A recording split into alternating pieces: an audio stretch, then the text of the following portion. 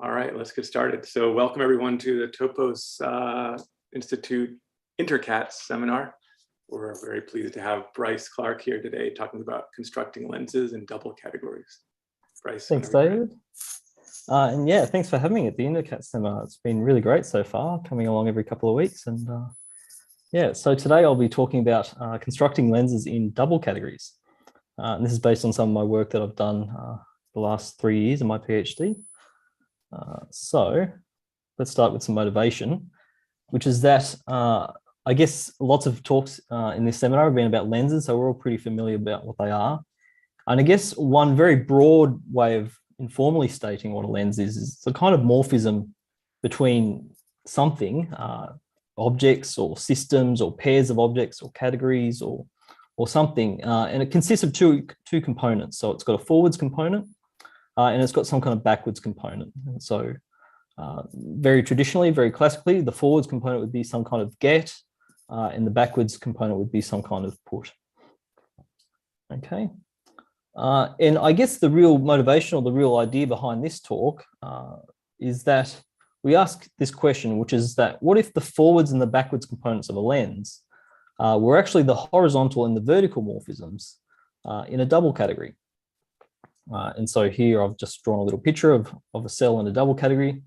And I've actually realized I've got mixed up the A's and the B's from how I've got them in the two pictures. But here we sort of imagine a backwards component and a forwards component and some kind of cell binding them together. And so this is the question that we sort of want to explore in this talk. So just to run through a bit of an overview about what I'll be talking about, I'm going to start with some motivation. And my main motivation comes from these things called delta lenses, which are lenses between categories. And then we're going to move on and just give the definition of a double category for those people that may not have seen it before. And then I want to talk about lenses in a double category. So this blackboard bold D is going to stand for a double category. And this is going to be sort of the main definition of the talk. Next up, we're going to look at some examples, and this is going to be sort of the bulk of the material of the talk, I hope. So we'll just look at a bunch of different examples of lenses in double categories. And then what are we going to do? We're going to look at, for every double category D, we're going to actually construct another double category whose vertical morphisms will be lenses in that double category. And then finally, we're going to look at some properties of this double category. So we're going to explore some of the theory after looking at some examples of lenses in double categories. And so that's what I'll be talking about. So let's get started. And so my motivating example, something I've been sort of talking about for a long time now, is this idea of delta lenses, and they can be constructed from functors and cofunctors. Everyone knows what a functor is, and probably a fair few people in this audience know what a cofunctor is. But if you haven't seen it before, a cofunctor is also a morphism between categories, and it consists of some object assignment between the categories. So from the objects of A to the objects of B, we have a function, and it also comes equipped with some lifting operation. So for every object A in our category big A, and every morphism U as depicted, we have some specified chosen lift, phi of AU, with the condition that A dash, its codomain, lies above B with respect to our object assignment, and it satisfies two axioms, which say it respects identities, and this lifting operation respects composition. Okay, and a delta lens can be sort of very succinctly described as a functor and a cofunctor satisfying two conditions. And the first condition says that, well, the object assignment of the cofunctor agrees with exactly the object assignment of your functor. And the second condition says that if we apply this lifting operation and then apply the functor on morphisms, we get back to where we started. Okay, and so that's what a delta lens is. It's a functor and a cofunctor with some properties between them. Okay, and so the main idea here, I guess generalizing from this notion of a delta lens, is that a lens is a compatible pair of morphisms.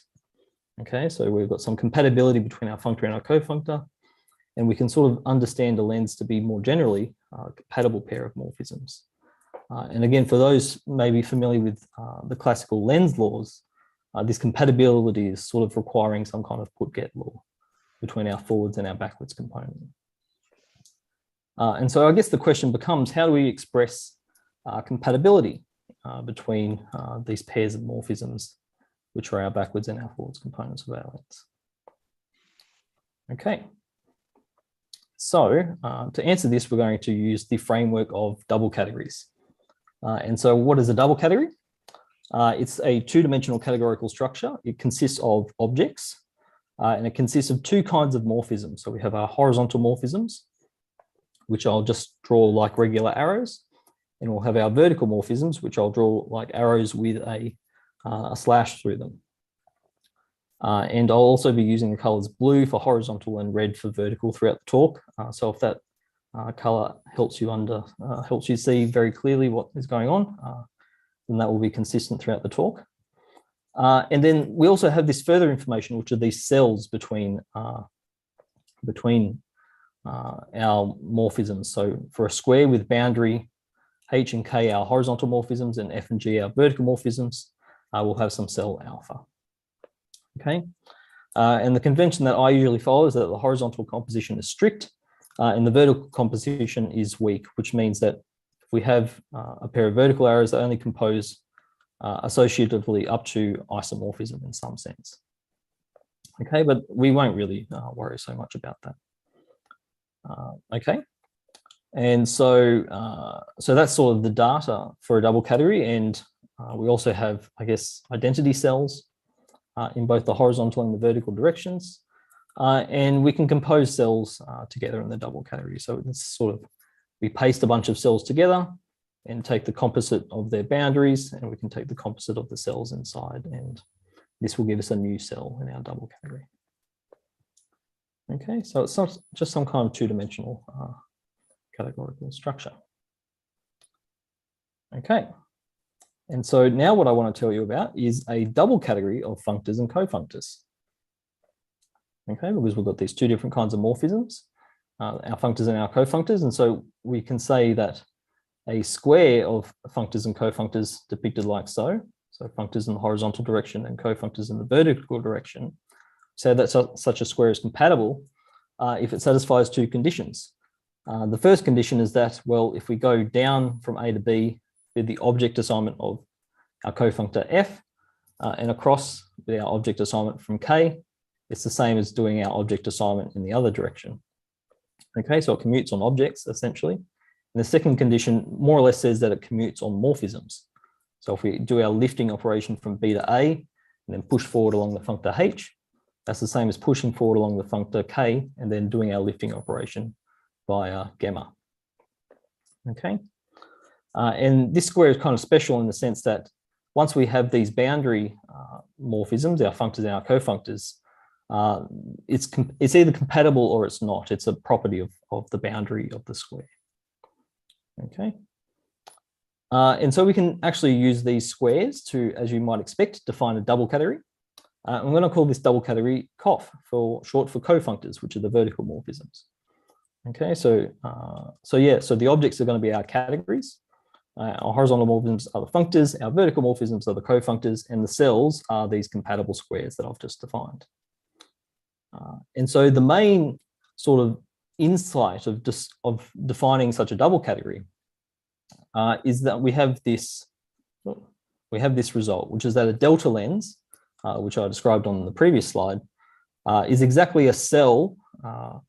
It's a compatible square in this double category of cofunctors and functors. Okay, so it's like this.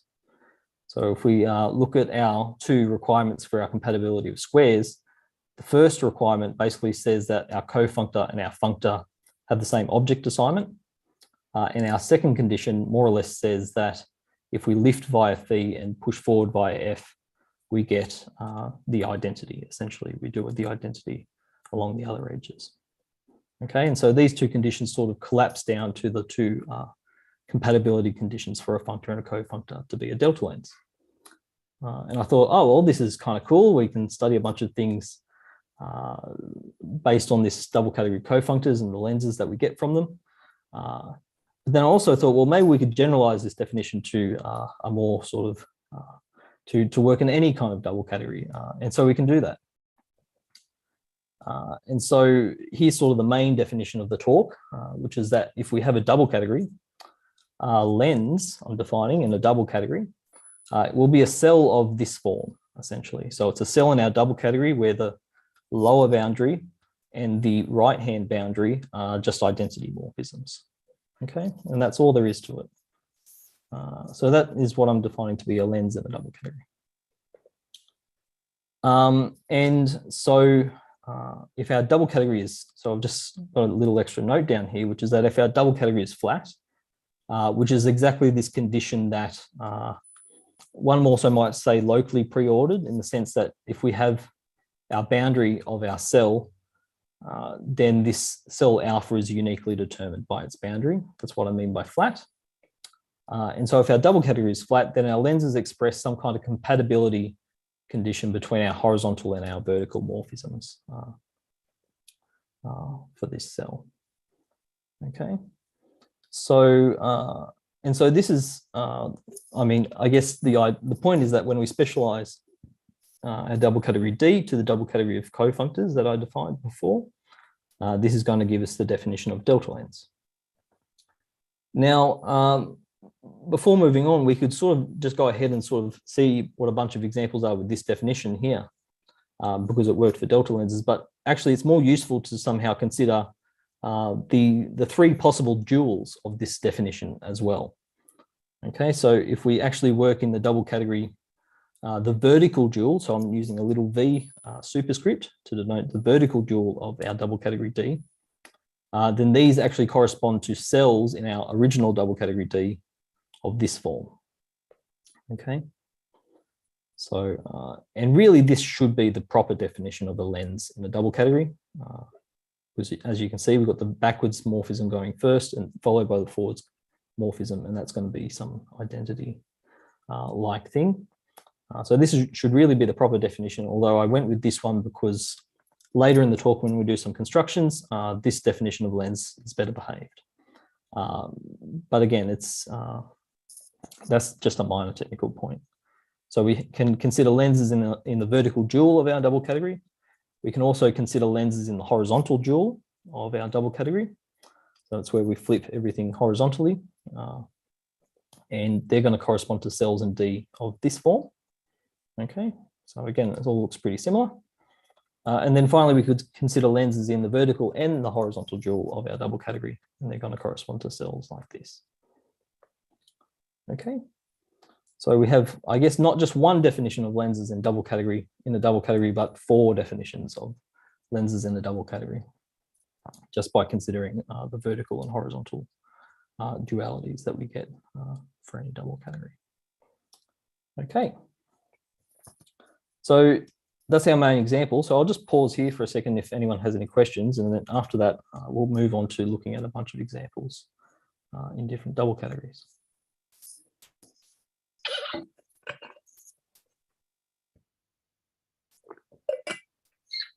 Just a quick question. So you've swapped the names between the A's and B's in those pictures. Is there any sort of convention?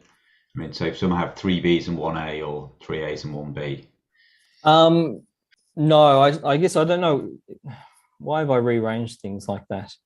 There's no real convention. It's just that I guess, I mean, we're sort of forced to have 3 B's in this picture here, right? Because we've got these 2 identity morphisms on this side, and we've got an A here, but we could have just swapped the A's and the B's. It's there's no real deeper meaning behind that convention that I've used here. We've also got a question from Max New. Yeah.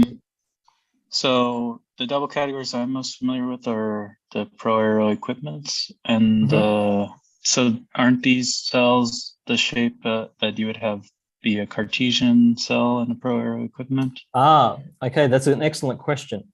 So you're right. So these would be, I guess, I'm not so familiar with the Cartesian terminology, but these would also be known as have the similar shape of a companion in the double category. Yeah, exactly. Yeah. Yeah. So the key difference here is that this cell doesn't one way of defining companions in a double category is a cell of this form together with a universal property.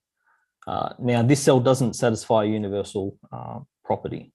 It's just a cell of this form. Okay. So that's one of the key differences here. And there's one question as well from Paul Taylor. Uh-huh.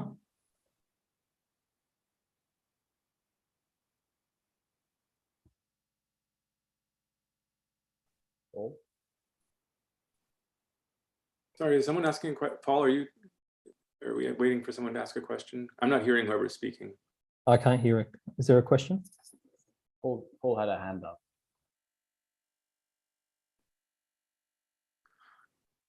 Well, maybe we can move on and Yeah. Okay, if there's no question, I'll keep moving on. Okay, so far what we've just seen is the definition of a lens in the double category. Oh, Paul has posted a question. What are the motivation examples of lenses? The definition is similar to cofibrations. Maybe you can compare them. Definition is similar to cofibrations. So something I can say on that is that if we go back to delta lenses here, they're split op vibrations. So I guess sometimes people use cofibration to mean op vibration. Split op vibrations are special cases of lenses, of delta lenses in particular, satisfying an extra universal property. So maybe that answers the question.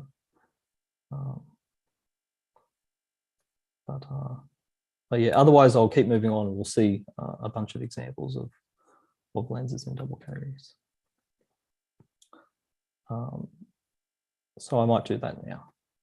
Okay, so I guess I want to start with some really simple examples and then sort of move up to some more complex examples.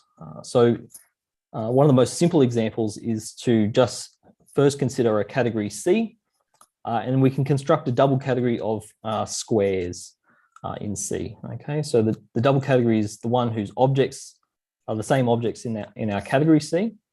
Our horizontal and our vertical morphisms are the same. They're just our morphisms in our category C. And the cells in our double category are commutative squares in our category C. And so I guess this is the data of the double category. One should also describe how things compose, how the vertical and horizontal morphisms compose in the cells. But here it's really obvious. We compose as we do in C, and we can paste commutative squares together to get a larger commutative square. Okay, so we have this double category. And we can consider what are the lenses in it. And so the lenses, as I defined them on the previous slide in the usual sense, are actually kind of boring. They're just morphisms in C. Because if we look at a vertical morphism here and a horizontal morphism here, with the other two sides of a cell, the identity, then the commutative square requirement of our cells is just saying that this vertical and horizontal morphism are the same. Okay, and actually this double category is going to be some kind of quintessential example or prototypical example of the double category satisfying a certain property which lenses have. But we'll see that later in the talk. However, if we consider the vertical dual of our double category of squares, then our lenses are just split epimorphisms in our category C. So we have a vertical component sigma, which we're thinking of as a section. We have our horizontal component rho, which we're thinking of as a retraction. And the commutativity requirement is saying that this sigma followed by rho is the identity morphism. So we have a section retraction or a split epimorphism, or rather an epimorphism with a chosen splitting. Okay, which kind of, I guess, one of the reasons why this is an interesting example, even though it's quite basic, is that it sort of aligns with, I guess, somehow my intuition about what lenses are doing, which is they're going backwards and they're going forwards and we're getting somehow back up to where we started again. And that's exactly what split epimorphisms are about. Okay, so that's one example. We could modify this example very, very slightly and consider for every category C, a double category PB of C, which has the same objects and the same horizontal and vertical morphisms as the previous example, But now the cells aren't just commutative, they're pullback squares. Okay. And then if we want to consider lenses in this double category, well, the lenses, as I've defined them, where we have these two morphisms and these two identities, the lenses are just isomorphisms. If we consider a pullback square like this, we know that the pullback of an identity has to be an isomorphism or an identity even. And so this F here is just forced to be an isomorphism from the constraint from the cell. And if we consider lenses in the vertical and horizontal dual of this double category PB of C, we actually get the monomorphisms. It was one way of characterizing monos is a morphism F, such that this square is a pullback. And so we get monomorphisms. I guess something worth noting here is that I guess isomorphisms can sort of be intuitively understood as lenses in some sense, because we've got a forwards and a backwards thing going on, even though this isn't really captured in this picture here. But monos don't really seem like lenses at all. And so I guess one thing we can take away already, again, as we saw in this example here of lenses in the double category of squares, is that this example is a bit more broader than maybe what we always expect a lens to be, but it's still sometimes interesting to look at now what kind of different examples we can get out. Okay, moving on. What if we look at lenses in two categories now? So there's a way that given a two category K, we can construct a double category, which I'm calling Q of K, usually called the double category of quintets, whose objects are those of K, whose horizontal and vertical morphisms are the one cells in our two category, and whose cells in our double category are given by diagrams in our two category like this. So it's our two cell with respect to our our two category K, between the composite of K with F and H with G. Okay, so this is only a little bit more complex than the first example that we saw. Instead of this square commuting, we have a natural transformation, or not a natural transformation rather, but a two cell in our double category. Okay, but now we get slightly different lenses when we consider this. So the lenses in Q of K are actually natural transformations now, rather than just plain old morphisms, because we have our vertical component F, our horizontal component H, identities on the other side, and some two cell between them. So this is going to be a two cell from F to H. And when K is cat, these will actually be natural transformations. And then we can consider lenses in our vertical and our horizontal duals of this double category.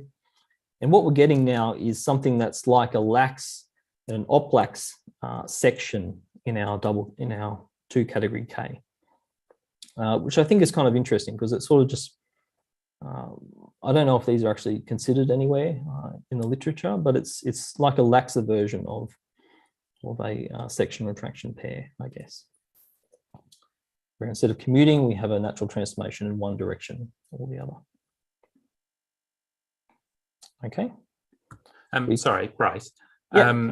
So the definition of a lens, so far we've kind of had thin double categories, whereas but the definition of a lens is that it is a two cell of this one, or what you just call a cell. So kind of in that example, alpha is kind of included in the data, whereas kind of before it was like just some morphism such that that's a pullback square or so. That's right. Yeah. So the definition as I've given it back here is it works for any double category, not just the thin or the flat double categories. Yeah. Got it. Cool. Thank you. Yeah. And so I guess this is what makes for more interesting examples, is when we actually have not just a pair of vertical and horizontal morphisms with some conditions, but with some extra data of the cell, which is specifying some extra information. But yeah, that's a good point to make.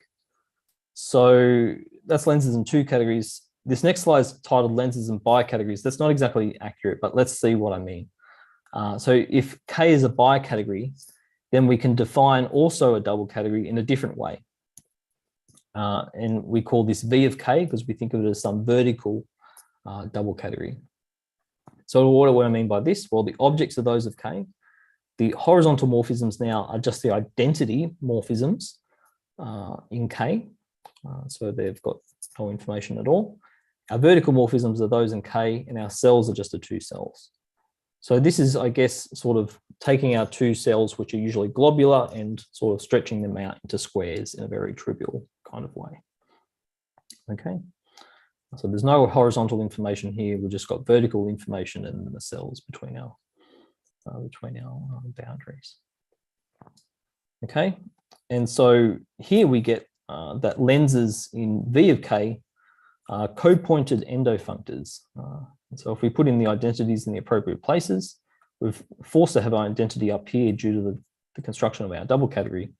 And what we get left with is, again, I've said endofunctors here. What I mean is endomorphism in our two category. So we get an endomorphism F in our two category together with a two cell to the identity morphism on A in this case. And again, if we consider the horizontal dual of this, we get pointed endofunctors. And so this is sort of, I guess, a little bit less than what a monad or a comonad would be in a bicategory. And again, it's interesting to see how these different kinds of notions of morphism pop up just by considering lenses in different double categories. Here's a bit of a different example. So here we have a double category spans whose objects now are sets, whose horizontal morphisms are functions. Vertical morphisms are spans of functions, so something like this. And cells are diagrams which commute in set of this form, okay? So like before, we've got our functions going horizontally, H and K, our spans going vertically, and our cells are the information of a function J from X to Y, making this top square commute and this bottom square commute, okay? And so horizontal composition is just pasting these cells together as you would expect. Vertical composition requires us to use composition of spans using pullback. Okay. And so something we can do is look at lenses in the vertical horizontal dual of this double category of spans. And what we get are actually what I call split multi-valued functions. So what do I mean by that? Well, for me, I would define a multi-valued function to be a span whose leg here, G1, is a epimorphism or a surjection. And so a split multi-valued function then is one where that epimorphism splits. It has a chosen section. And so that chosen section I'm denoting here by sigma. But we see that this definition of a split multi-valued function just comes directly from instantiating a lens in this double category span BH, where this side's an identity, this top edge boundary is an identity, and then the rest of the data for the cell is telling us that we have a morphism here, such that post-composing by G1 gives us the identity, so we have a section retraction pair, and then we compose and we get whatever this lower boundary is here. Okay. Why do I care about this particular example? We could have considered lenses in span of V, span of H, or just ordinary span, and they also give you interesting things. But the reason I care about this one is that this double category of split multi-valued functions actually classifies delta lenses. So the very first example of lenses I considered in the talk. What do I mean by classifies? Well, what I mean is that delta lenses into some category B are equivalent to lax double functors from the vertical double category that we construct from our category B into the double category of split multi-valued functions. Okay, so this is some kind of Grothendieck-like construction for delta lenses. And one might wonder whether we can do this construction for other kinds of lenses that we've talked about so far. I have no idea, but if you do have any ideas, give it some thought. But it happens to be the case, and this seems like some kind of coincidence to me, why this happens, that delta lenses into B are equivalent to lax double functors into this double category of split multi-value functions. I haven't defined this double category for you yet, but we'll actually see later in the talk how that comes up quite shortly. Okay, and I think this is the last example that I'm considering in any detail. So lenses from comonads. So say we have a category and we have a comonad on that category. Then we can construct a double category whose objects are the objects in C, whose vertical morphisms are those of C. Okay, so far so good. The horizontal morphisms are those of C. The vertical morphisms are the co-Kleisli maps. Okay, so they're the maps from M applied to some object A into B, some other object. Okay, so vertical morphisms, co-Kleisli maps. So this is a map from A to B. And our cells are commutative squares in C like this. Okay, so we have H and we apply our comonad M to it. And then we have our co-Kleisli maps here, considered as morphisms in C. And a morphism K here, and we ask that this commutes in C. So this is a cell with objects A, C, B, and D. Now, the actual composition data of this double category is quite important. The vertical, horizontally, it's just composition in C. Vertically, it's composition in the Kleisli category of our comonad M. And then the commutative squares just paste together like usual. Okay. And so then if we consider a lens in the vertical dual of this co-Kleisli double category on M, it's exactly giving us a morphism with what we can call an M section. So a section with respect. It's a morphism rho in our ordinary category C with a section which is like, with a section which is a co-Kleisli map, in a sense that taking sigma, our co-Kleisli map, followed by rho, is actually giving us the component of the co-unit of our comonad it's giving us the component of our comonad today. And so, for instance, an example of this is that if we have our comonad multiplying or taking the product by an object, by a set M from set to set, this gives you a comonad. And what are the lenses here? Well, they're actually something which goes from P, from the product of M with B to A, followed by G from A to B, and giving us the product. And so this you might recognize as an actual lens. It's like a bimorphic lens, except the A's and the B's are the same.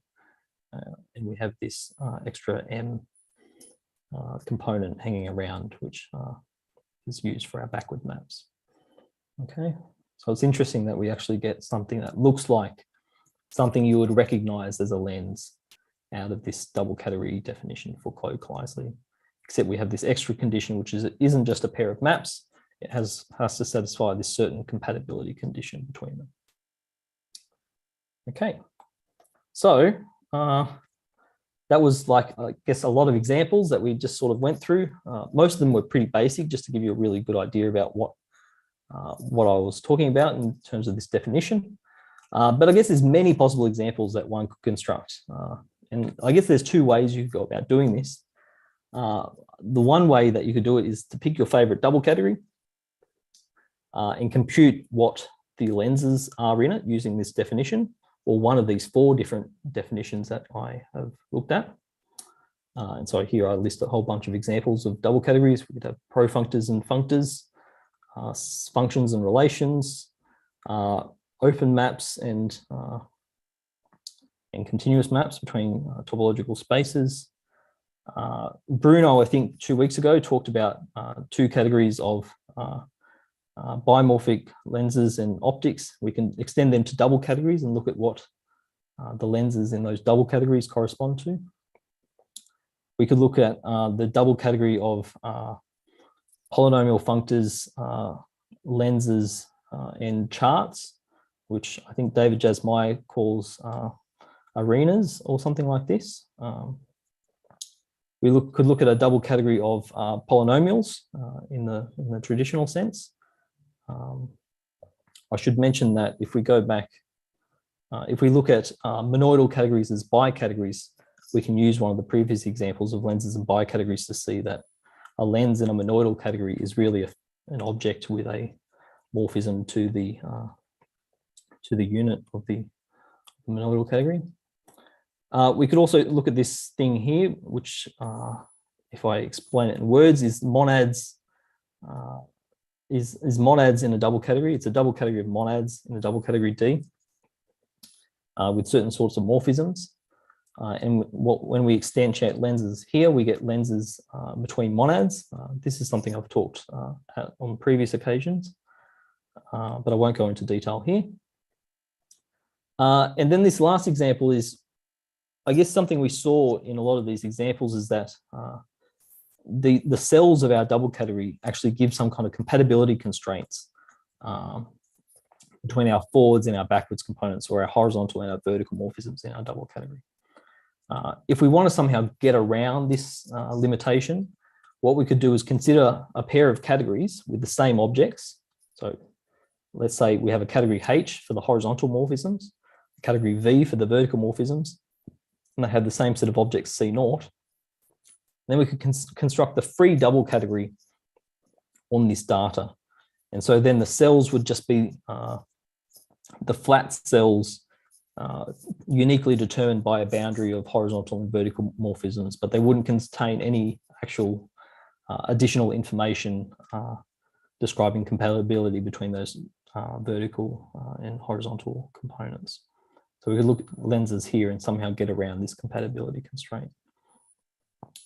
Okay, so that's one option for looking at more examples. The other option is to pick your favorite lens. So probably a lot of the people coming along to these talks already have some kind of favorite example of lenses in mind. And you could actually try and, I guess, see if you can construct this from a double category already. I think going in this second option is a bit harder to do because somehow need to have in mind what double category should be, but it's also worth trying to do. And I challenge you to do that. However, there's a limitation to trying to do the second option, which is that it sort of requires that your backwards components of your lenses must be composable, I guess, independently of your lens composition. And so what I mean by that is you can't really rely on using your forwards part of your lens composition to define your backwards composition of your composition of your backwards components. More concretely, what I mean by this is that if you look at the very traditional bimorphic lenses, for example, if we have a pair of bimorphic lenses with forward components F and G and backwards components P and Q, if we want to compose these, if we want to compute the backwards going component of their composite, well, we use the backwards components P and Q here, but we also need the forward going component of our first lens in our composite here. And so what this means is that the backwards going components can't be composed in their own right without using the forwards going component. And so I guess this is sort of a limitation that you can't somehow capture this kind of example in this double categorical framework as it currently stands. But I guess there are also a number of examples where you do have composition of your backwards components for your lens independent of your lens composition. Okay, so again, this is kind of a very natural place for me to pause to just see if there's any questions before I move on to the last part of the talk, which is talking about a bit of theory of lenses and double categories. I have a question, Bryce. Yes. So do these lenses in double categories compose in any way? Yes, I'm going to talk about that in the next slide. Oh, okay, sorry. No, very, very welcome question. It's a good thing to ask. Hi, Bryce. Hello. Sorry, I have a short question. Yes. I'm just wondering what your feeling is as to whether we should be calling all of these, well, obviously you're calling all of these things lenses because of the definition, but like some of them feel more lensy than some of the other examples and whether or not this deserves to be called lenses or something else is I mean, a math question, but it's no, I mean, this is also a very good question, especially to raise in this forum, in this community. I actually don't know whether these things should be called lenses. I mean, I guess this is sort of the easy word to go to when describing things that have, I guess, this very informal definition that I gave at the start, which is a lens is anything that has a forwards and a backwards component. And at least at this part, we can all agree with. But again, the fact that these don't capture all possible examples of lenses used in the literature might mean that perhaps we should call these things something else. And I'm not actually set on using this particular name for this construction that I'm giving in a double category, but it is at least convenient for the talk today. So if anyone has any suggestions at the end of the talk for something else these things could be called, do chime in. But yeah, thanks for your question.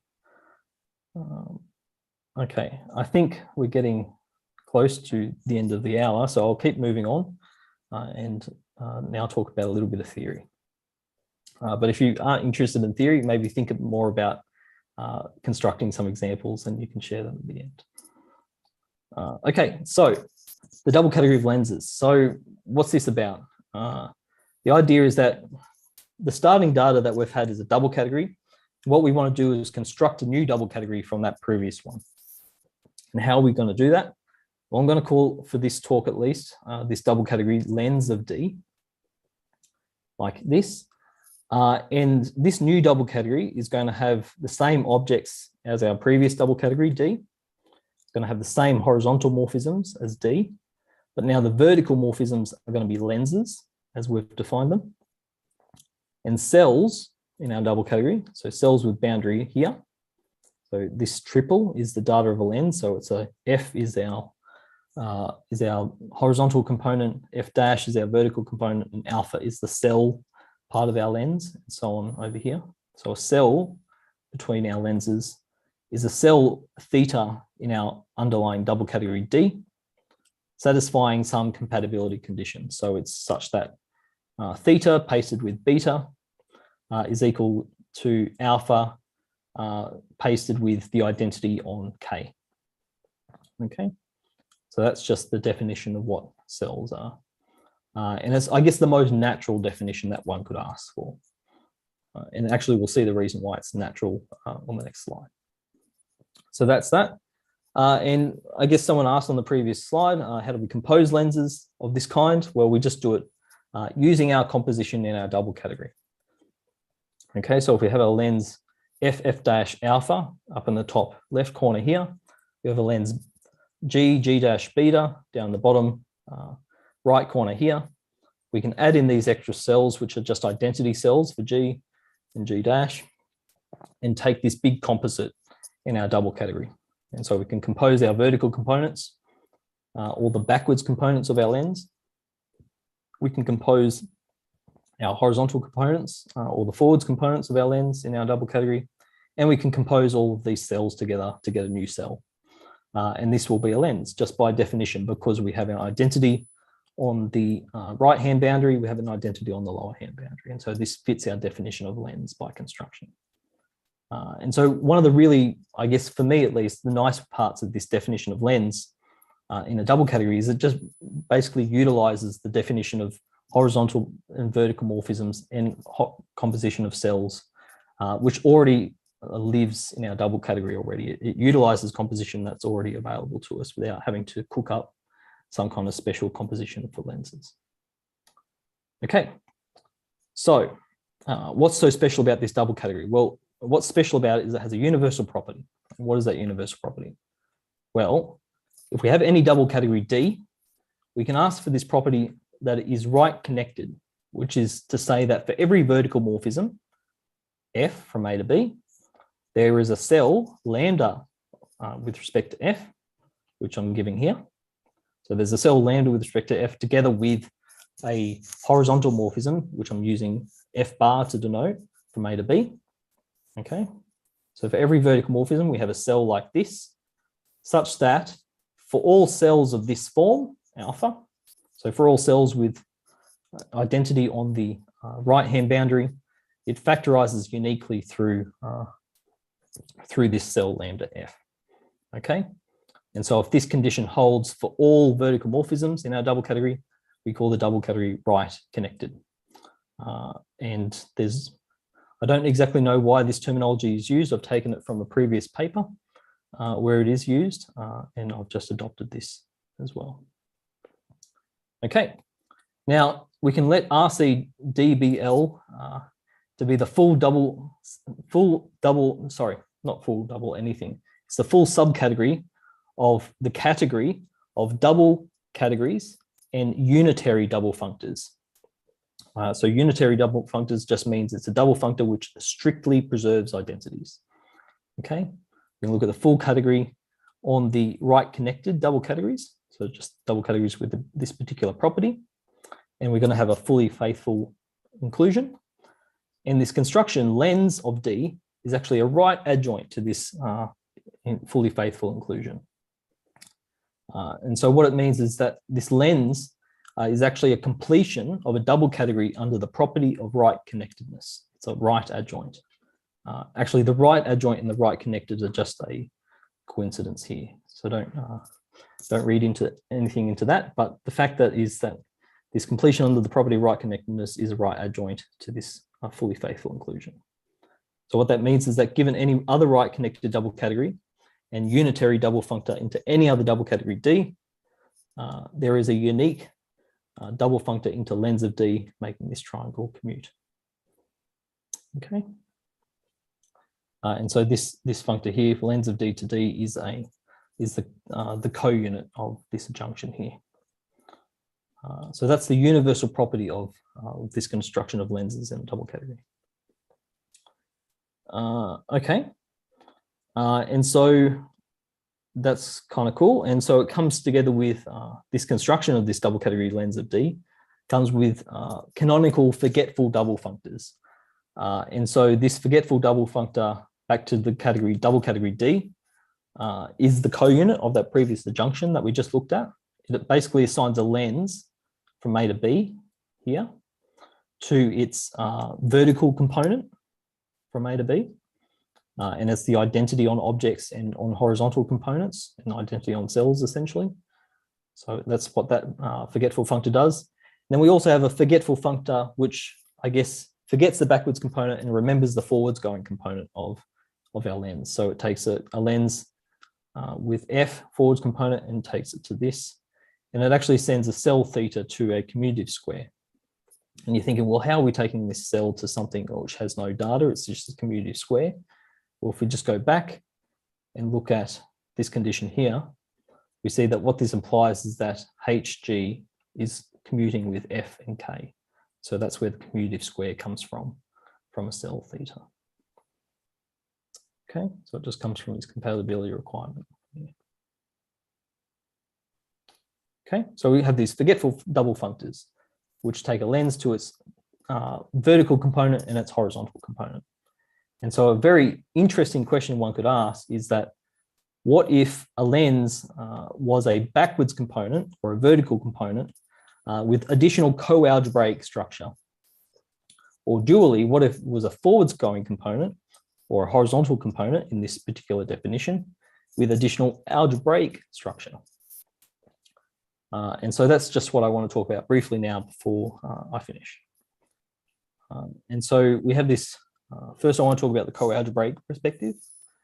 To start off with, just recall, it doesn't matter if you haven't seen this before, but a double category is equivalent to an internal category in CAT. And we can give some presentation as an internal category like this, where D0 is the category of objects and horizontal morphisms in our double category, and D1 is the category whose objects are vertical morphisms and whose morphisms are cells in our double category, together with horizontal composition. And if we add some assumptions to a double category D, namely that its codomain functor with respect to this internal category presentation has a right adjoint right inverse, and moreover each fiber of this functor has finite products, then I have this conjecture, which is that the forgetful functor from lens of D to D1 of our double category D. So if I go back, this functor here is the component on morphisms of this double functor here. Then this functor here is comonadic under these two assumptions here. What that actually means is that for every vertical morphism in D1, we can see lenses as co-algebras for a comonad on that vertical going component. And the idea of this conjecture of how one would prove it is that if you have a vertical morphism, you can take the product in the fiber over B with respect to the codomain map with the identity morphism in that fiber, and we get the co-free lens on a vertical morphism in a double category.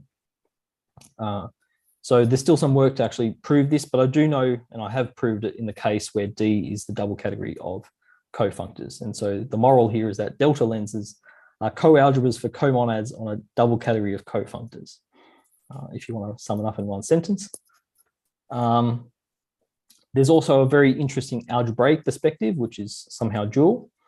The idea here is that every right-connected double category, so not just one's right-connected double categories of the form lens of D, but every right-connected double category emits a canonical double functor to the double category of squares of its underlying category of objects and horizontal morphisms. And John Burke and Richard Garner actually showed that if the morphism component of this double functor is monadic, if and only if this C0 admits an algebraic weak factorization system. So if you've heard of these before, great, and if you haven't, then that's okay. But again, what this means for us is that we can consider our horizontal components and add them with extra algebraic structure to get a lens in our double category, is what this would correspond to. And again, I have this conjecture under these assumptions, which I won't really focus on so much because we're running out of time, but the conjecture is that this functor has a left adjoint under these two conditions on our double category, D. And again, I know this conjecture is true for D's is the category of cofunctors and functors. And so if we have this left adjoint condition, we can then ask, well, what extra stuff do we need for monadicity?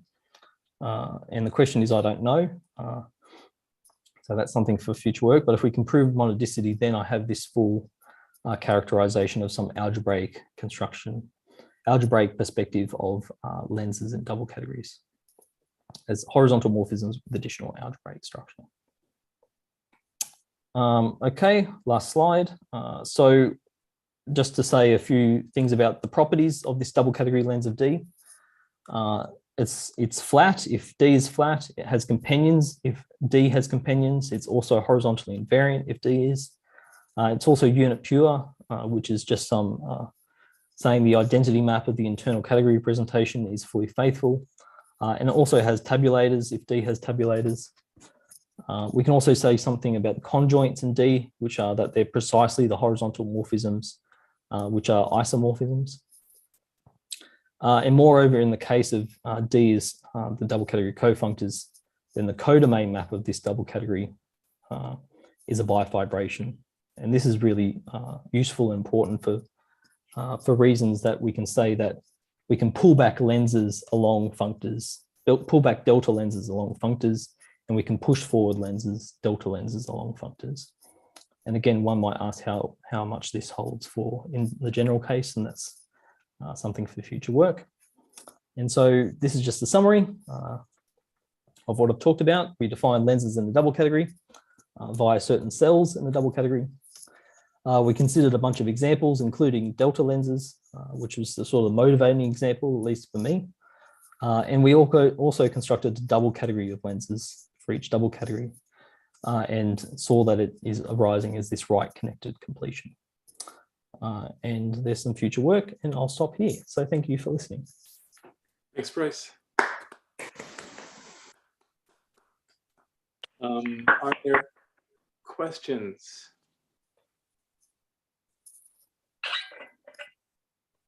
Yeah, I have a question. Have you thought of extending this framework to other optics other than lenses, like prisms and traversals?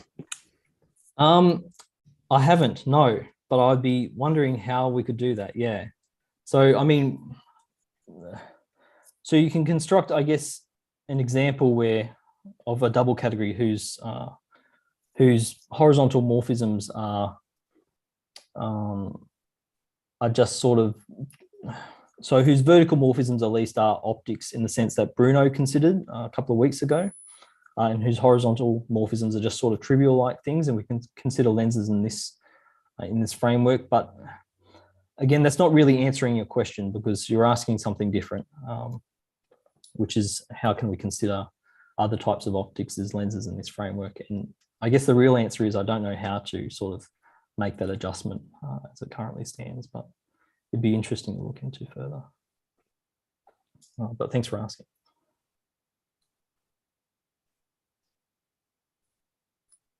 Other questions? Yeah, you mentioned taking lenses in a double category of monads. Have you thought about monads in a double category of lenses? That's also an excellent question. That is not something I've considered at all, actually. Yeah, I have no idea what that would give you. Okay, cool. Yeah, it'd be nice to see if these two constructions commute in some sense, or there's some distributive law between them. Yeah, but again, that's a really good question. I haven't thought about it. Yes, I have some remark how to interpret non-flatness for lenses. You can consider cell as a proof that compatibility condition holds. That is standard trick, but in double setting. Yeah, that's a good intuition to have. Yeah. Great. Well, why don't we stop the live stream here? Let's thank Bryce again, and then yeah, thanks again. Thank you. Stop the recording.